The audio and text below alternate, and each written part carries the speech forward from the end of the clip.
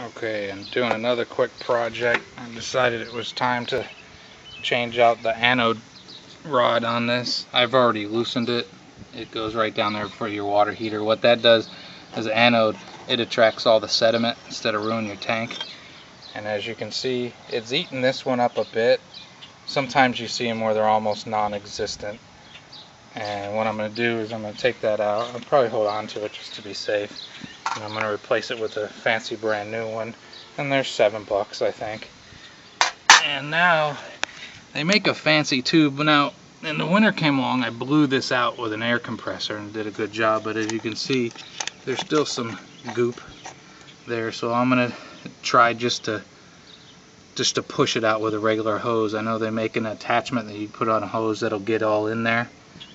But I'm going to try it with a water hose and see what I can do. Okay, I'm sure somebody's going to tell me I'm doing this the wrong way, because it has to be.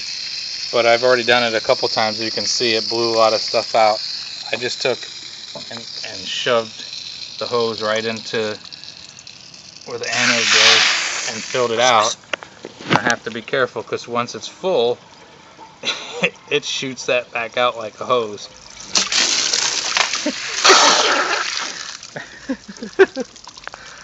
I don't know. Looks pretty clean though. I'm sure there's a much better way to do this.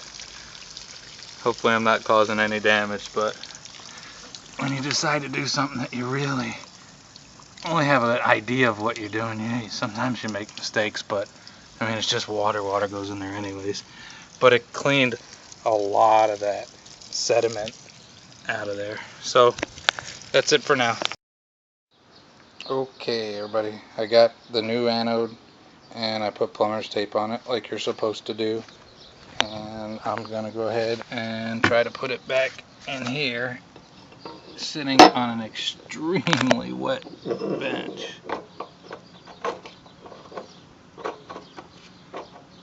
I'm gonna pause this because I want to use two hands and be sure not to strip or break the threads on that.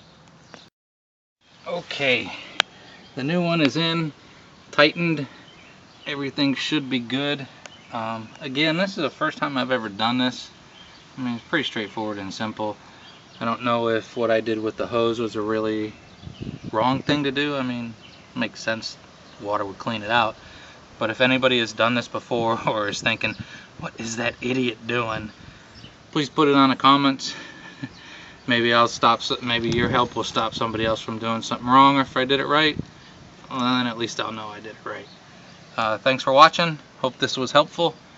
And they say this is very important to do because the purpose of the anode rod is to absorb the damage that would be done to your tank. So it being disintegrated like that is what it's supposed to do. Thanks for watching. Obviously, one thing to know after having done that and flushed that out and using the hose to try to break stuff loose, I think most of it probably came out, but I would also guess it's pretty safe to say there's little bits and pieces in there. So obviously I will, and anybody that would do something like this would want to flush their hot water system out. I don't know how many people drink the water out of their RV anyways. I don't. I get bottled water and I drink that, and rarely do I ever use it for cooking, but I'm still gonna flush this system out really good to get any particles that might be left in it out. I don't think there's a lot, but this is something that I think you want to do all the time. Like I said, before winter came along, I had used a compressor and blew out all the tubes, so it was pretty clean. But there was a lot of sludge that came flying out of it. Thanks, hope this was helpful. Have a good day.